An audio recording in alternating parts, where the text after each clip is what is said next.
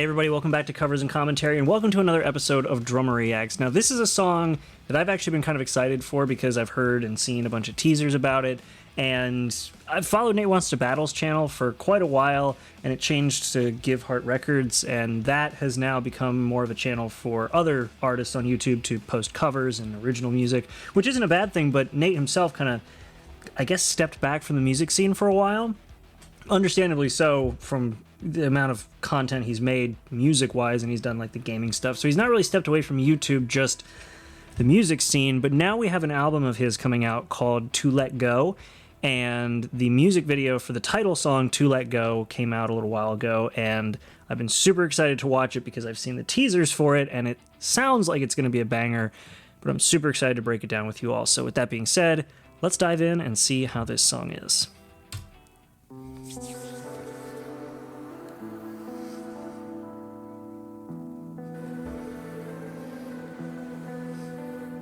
Starting off nice and quiet. We're in like a 4:3 aspect ratio, which is kind of interesting for a video format.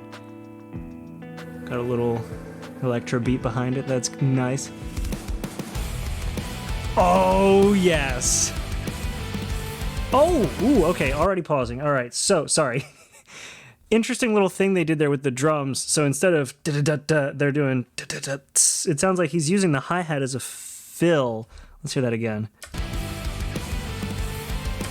So that's two hits. Huh. Interesting. Sorry, I just want to figure out what that is.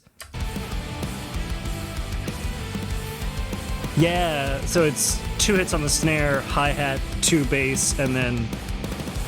yeah, and then onto the cymbal.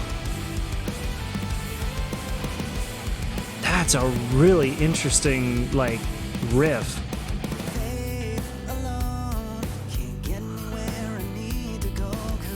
Oh, damn. God, look at him going on the hi-hat. They're doing 16ths on the hi-hat. No, eighths. No? Yeah. Damn. He's going fast on that hi-hat. Look at his arm going. Normally I would do like... but he's going... Huh. Ooh.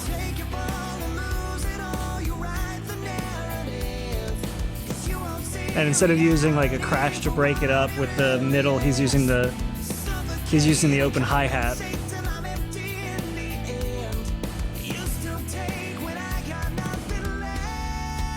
I love Nate's voice too. He's got such a good voice.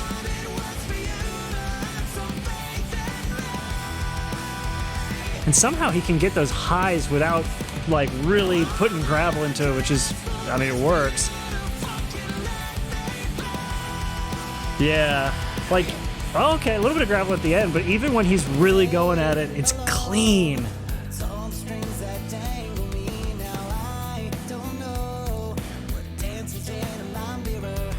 Oh, look at, he's doing what I said I would do. He's playing it overhand.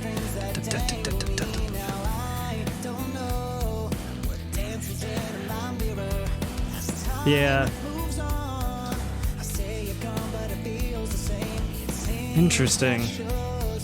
Something else they're doing here that's kind of interesting with the vocal side of it. I don't know if you can really hear it in the recording here, but there's certain parts they're doing instead of, I can't tell if it doesn't sound like it's harmonizing. I think it's an octave shift. But they're doing an octave shift in the background that also has a bit of like almost like a fuzz to it, or a distortion of some kind. Like if you listen. Right here. Yeah, it's an octave shift.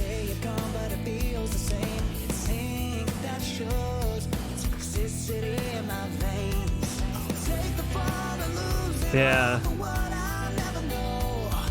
It's a catchy beat too. Yeah, he's that's so funny. I was just saying like, damn, he's going hard on that, and then he's just going black overhand. Oh! Oh my god. Okay, that was the opposite of what I was just saying, where you have like him hitting these high notes and still keeping it clean. He went like that was enough effort behind it to actually get strain into it. It wasn't just like trying to add gravel. That was like strain in that. That was good.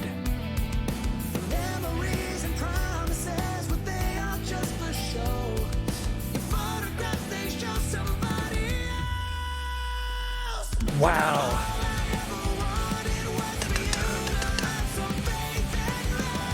Okay. That's an interesting beat. It's also really weird to hear him like cursing in a song. I love it, but it's so different because I'm used to hearing like his original songs have. I don't know if I've heard his recent one. I think it's called Paid in Exposure, but yeah. Whoa. Okay, that he's doing like a lot more. Sorry, I went on a tangent there, but he's getting into a lot more like aggressive vocals, which I like. And it's actually like you can actually hear the strain in the back when he's singing. Oh, also, sorry, before I get to that, the fill now that the drummer did, instead of doing the kind of thing where he's like using the hi-hat, he used the China cymbal instead over here when he was going on the, I guess he was playing on the crash ride for the main chorus, which is generally what a lot of drummers will do. But then he's using the China cymbal as that fill in as opposed to using the hi-hat cymbal. That's kind of interesting. I mean, it's a good way to have the separation while still keeping similarities. Because, you want the song to sound consistent, but you want to keep that energy in something like the chorus. And by transitioning to the crash ride in the chorus, that's the more energetic and airier separation between verse and chorus. But then if you have an interesting transition like what he was doing, where it was using the hi-hat between hits, you'd want to find something similar without having the exact same thing in the chorus, and that's what he's doing with the China cymbal. That's kind of cool. I like that. I might have to learn how to play this song.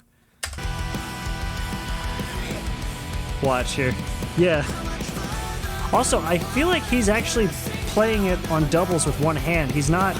I haven't seen him reach over to play it with two separate hands, which is interesting.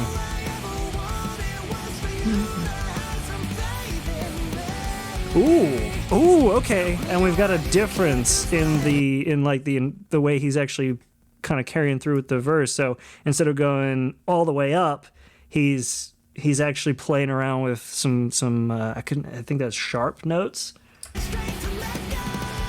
All I ever wanted was for you to have some faith in me. Yeah. And that lets us go into this sort of, yeah. And it was a transition into a bridge. Yes. Yeah, okay. And then the drums also change as well. So we have...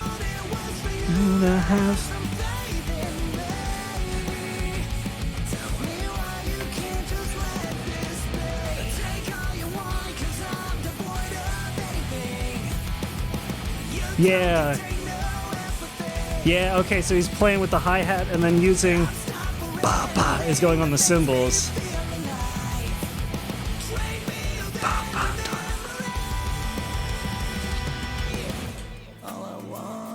Ooh. Oh, that was interesting. All right, so for that little break there, they didn't use like an acoustic guitar. They just had a clean track of the guitar, which is really interesting. Like, I like hearing that in tracks because a lot of times they do something or try something to make the electric guitar sound acoustic. I played in a band where the guitarist did that a lot, where it's like, oh, we got to make it sound acoustic. He had a pedal that tried to make it sound acoustic, and it just didn't work. I like this because it just sounds like a naturally clean electric guitar.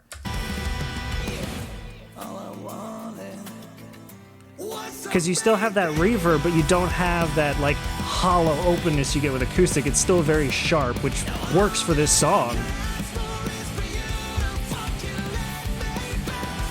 God, he's putting so much passion into this.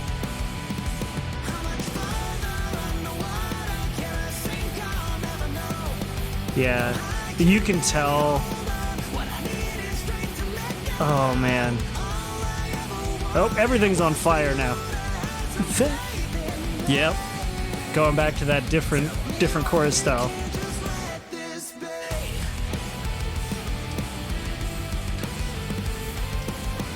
Okay, and then he's going back to the... Oh, that's a clean end. Okay, I like that. That's a very clean end. Just straight into a single hit.